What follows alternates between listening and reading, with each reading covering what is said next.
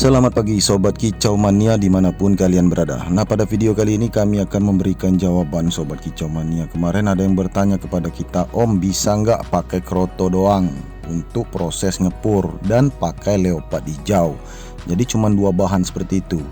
Nah, selengkapnya akan ada kita tampilkan di video ini Sobat Kicau Mania, bagaimana teknik khususnya dan pemberian yang tepat, misalnya pagi, siang, atau sore. Simak terus video ini, tonton sampai habis.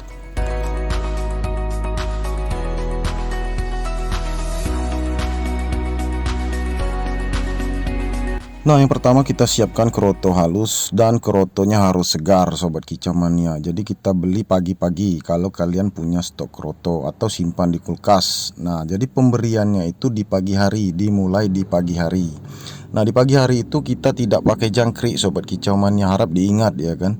Karena teknik untuk menggunakan kroto ini harus tepat.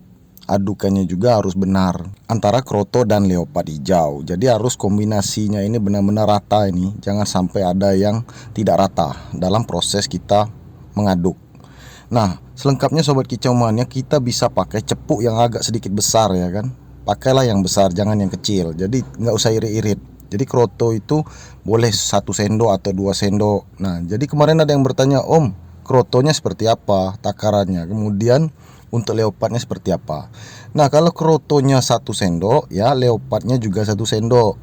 Kalau krotonya 2 sendok, maka leopardnya juga 2 sendok. Sederhana sekali Sobat Kicau Mania. Namun yang perlu diperhatikan di sini, pemberiannya harus tepat. Jangan sampai kekurangan kroto. Karena kalau kekurang kroto dia tidak makan. Karena proses ngepur itu harus benar-benar tepat. Pola makannya harus benar-benar dipantau 1 kali 24 jam apabila kalian baru panen di usia 24 hari 25 hari ya, usia 30 hari ke bawah.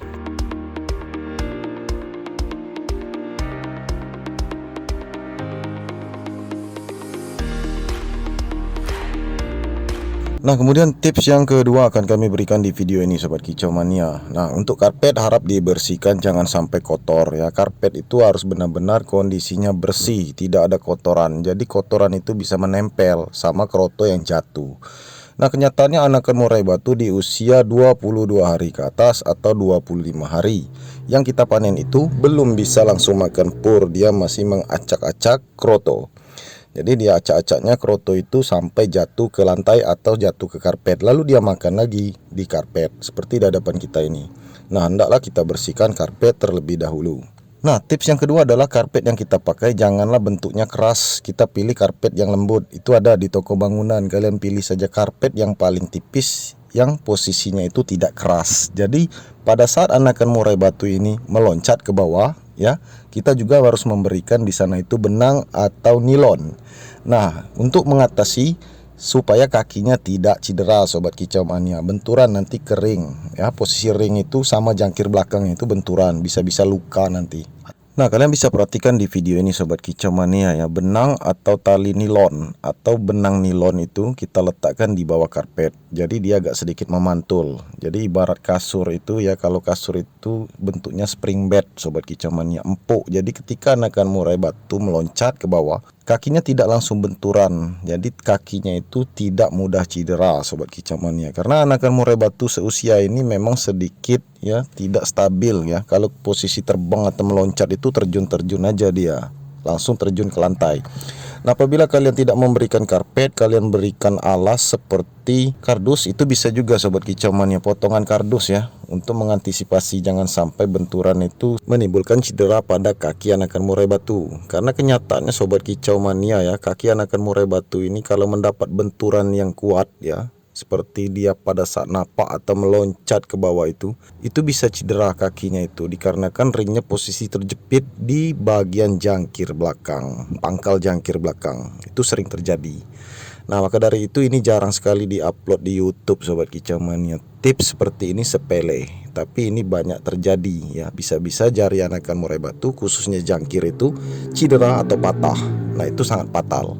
Nah, kemudian kembali ke pokok pembahasan Sobat Kicau Mania, masalah ngepur ya kan. Nah, ketika pur ini mulai menipis atau pur ini diacak-acak jatuh ke lantai, jatuh ke karpet, itu dikarenakan krotonya habis. Jadi kita harus pintar membaca situasi. Anakan murai batu ini lapar, dia butuh adukan kroto lagi. Pada saat itu juga kita harus menambahkan kroto. Jangan kita tambahkan jangkrik sobat kicau mania karena tidak seimbang, karena dia sudah pengenalan sama kroto. Nah, artinya di sini tidak ada patokan waktu, umpamanya pagi ya kan, sekitar jam 7 kita mengaduk dengan kroto. Kemudian jam 10 bisa saja sudah habis, kita aduk lagi dengan kroto. Konsisten. Kemudian siang hari jam 12 kita cek lagi, atau jam 2 kita cek lagi apakah sudah habis kroto, kita aduk lagi.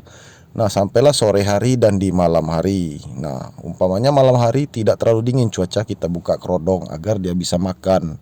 Nah, kalau memang kedinginan, kalian perhatikan bulunya. Jika posisinya agak sedikit ngembung, nah itu ditakutkan nanti masuk angin sobat kicau mania, karena bulunya masih tipis, bulu halus. Jadi anakan murai batu ini rentan sakit apabila kedinginan. Nah, dapat disimpulkan di video ini apa yang kita sampaikan, proses ngepur itu hendaklah dipantau 1 kali 24 jam ketika kita baru saja panen, atau dalam waktu 1 hari penuh, baik pagi, siang, sore, dan malam hari. Adukan itu harus tetap ada, kroto dan juga pur halus leopard.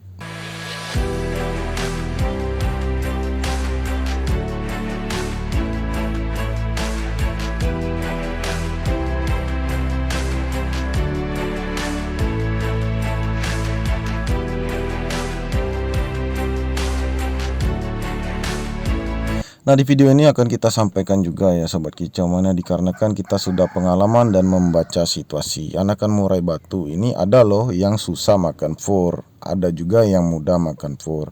Artinya tingkat selera makannya itu beda-beda sobat kicau mania, juga dari kandang-kandang yang berbeda ya, tidak sama.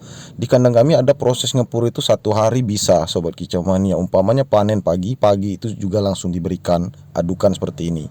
Dan ketika di malam hari itu masih terpantau dia makan kroto dan campuran pur leopard, dia mulai cicip sedikit demi sedikit. Esok hari sudah terlihat kotorannya pur halus. Itu ada. Nah, ada juga yang susah sobat kicau mania, sampai 30 hari, sampai 35 hari masih juga butuh kroto sampai diaduk. Itu ada. Nah, alhamdulillah kalau di tempat kami trotolan ini pada cepat makan pur semua sobat kicau mania ya. Jadi tidak sulit untuk mengajari makan pur. Ada yang prosesnya itu 1 hari sampai 2 hari, ada yang 3 hari sampai 5 hari, ada yang 1 minggu ya. Paling lama itu 10 hari. Nah, dulu pernah itu lama sampai 2 minggu, bahkan sampai 2 bulan itu ada. Usia 45 hari ke atas sampai 60 hari ke atas masih juga butuh adukan. Dia hanya makan sedikit-sedikit saja kroto, akhirnya sakit, kurus, nyilet, tetapi tidak sampai mati. Cepat-cepat kita atasi, kita berikan kroto yang segar, lalu penggemukan. Nah, itu macam-macam cara sobat kicau mania, teknik yang kita lakukan, hendaklah kita perhatikan dulu karakternya. Nah, kalau karakter anakan murai batu ini doyan makan, tentu saja cepat sobat kicau mania. Kadang-kadang dia ini tidak doyan makan. Setelah dipanen itu dia suka bunyi manggil indukannya, lalu indukannya panik. Nah, anakan murai batu ini mendengar suara induknya tambah panik ya, tambah tidak mau makan. Maka dari itu ada teman kita yang bertanya ketika panen itu apa harus didekatkan sama kandang. Nah, lebih baik kita jauhkan saja sobat kicau mania, jangan terlalu dekat, agar anakan murai batu ini cepat fokus, cepat mandiri, cepat belajar makan pur. Nah, sobat kicau mania, itulah pembahasan kita di video ini. Penting ya, memang sepele. Jadi ini harus diperjelas lagi ya, sedetail mungkin. Jadi di video ini sudah kita jelaskan semua teknik-tekniknya. Nah, seperti apa. Nah, juga di sini juga banyak tips dan informasi yang telah kita berikan. Mudah-mudahan bermanfaat untuk sobat kicau mania, khususnya pemula. Mudah-mudahan panennya lancar. Oke sobat kicau mania, itu saja video kita kali ini. Semoga bermanfaat untuk kalian semua. Jangan lupa di like, subscribe, dan share sebanyak mungkin. Terima kasih. Salam kicau mania.